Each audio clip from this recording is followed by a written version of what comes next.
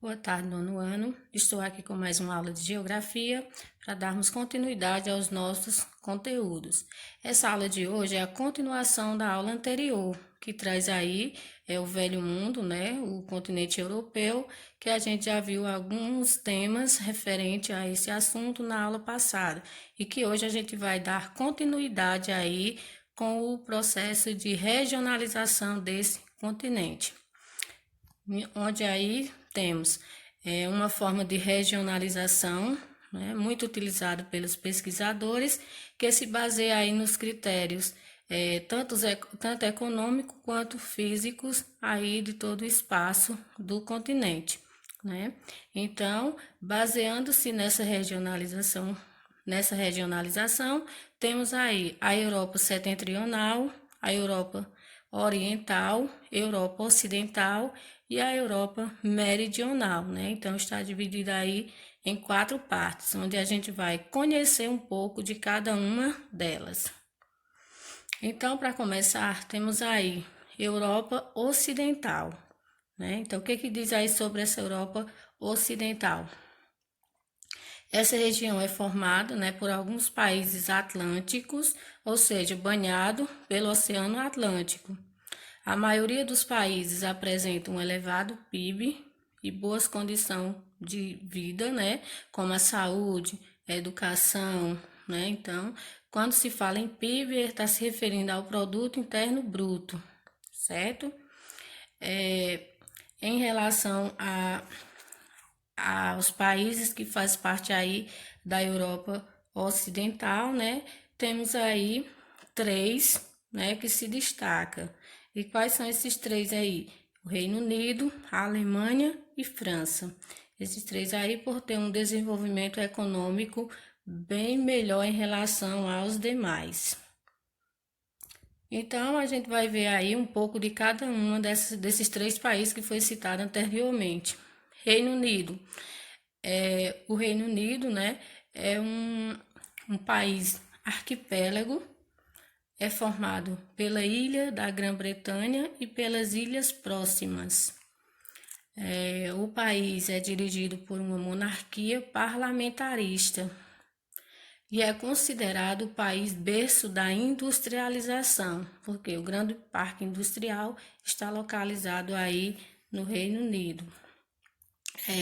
Atualmente esse país, né, esse país que é o Reino Unido, é dono da 5ª economia do planeta e está entre as 3 maiores do continente europeu. Então, para ver aí a grande importância, né, econômica do Reino Unido.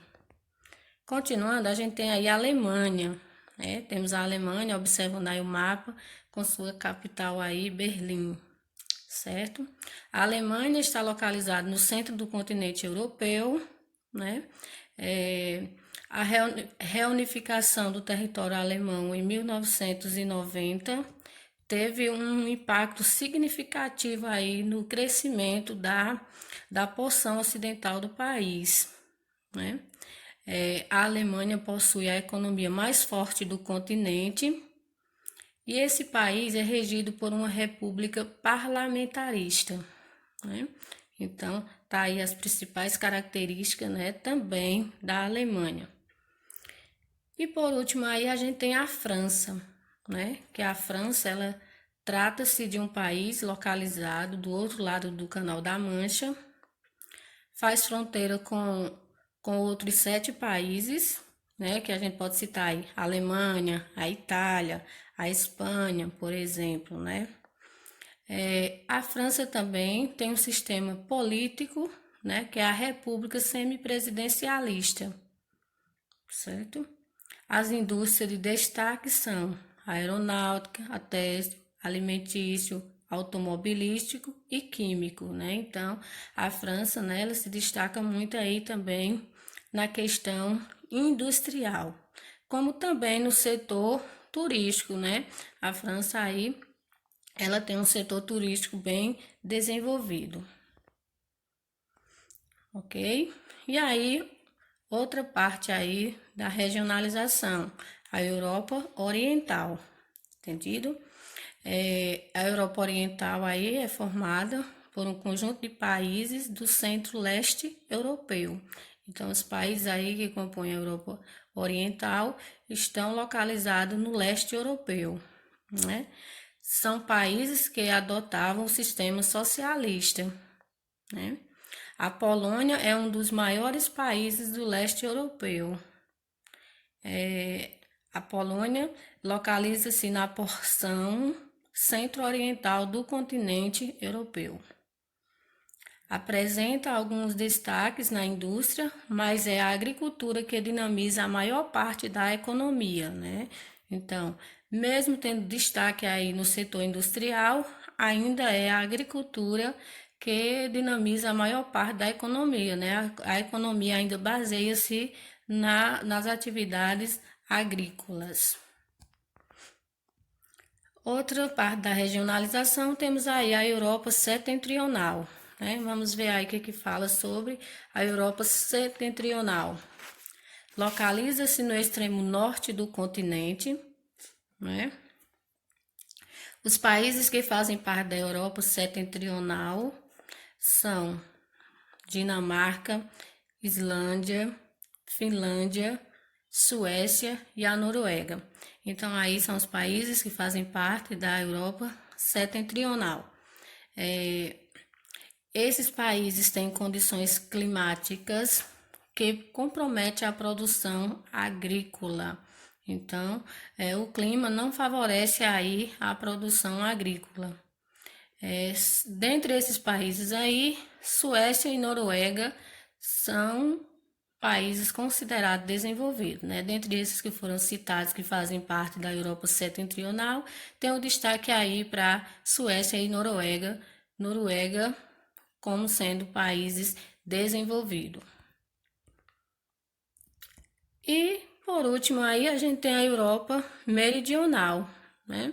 Que a Europa meridional é composta por alguns países ao sul do continente, que são banhados pelo mar Mediterrâneo, com exceção de Portugal, Espanha e França. Destaque para a Turquia, que tem 3% de seu território nessa área e 97% na Ásia, né? Então, observando aí, a Turquia faz parte aí de dois continentes, né? O continente europeu e o continente asiático. É uma área de grande atração turística, né? A Europa meridional. É uma região de fonte e tradição histórica, aliás, é uma região de forte tradição histórica e cultural, né? Os mundos gregos e romanos nasceram aqui, né? Ou seja, nasceram aí na Europa meridional. Hoje é uma das áreas menos desenvolvidas da Europa. Aqui encontra-se os menores países da Europa. Quais são os menores países da Europa? O Vaticano, o Mônaco, Andorra e San Marino, né? Então, são esses países aí, né, que se destacam aí na Europa meridional, certo?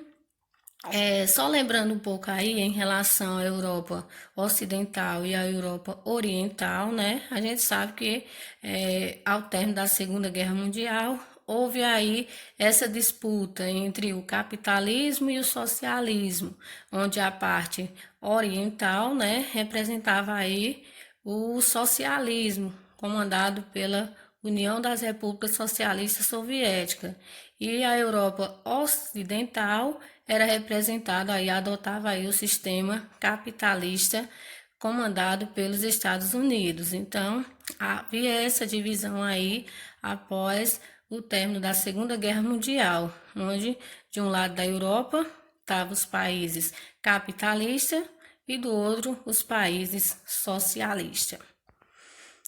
Bem, essa aula, né, era esse conteúdo, né, para que a gente iria ver, falando aí sobre a regionalização do continente europeu. Destaquei aí os principais pontos de cada uma das partes, né, do continente. Na próxima aula a gente ainda vai dar continuidade a esse mesmo assunto, né, sobre a Europa, trazendo a parte da industrialização. Espero que vocês tenham compreendido, né? Após assistirem essa videoaula, vocês irão fazer a leitura do livro para esclarecer mais algumas dúvidas e após essa leitura, vocês irão resolver as atividades. Estarei, né, à disposição de vocês para qualquer dúvida. Muito obrigada e em breve nos encontraremos.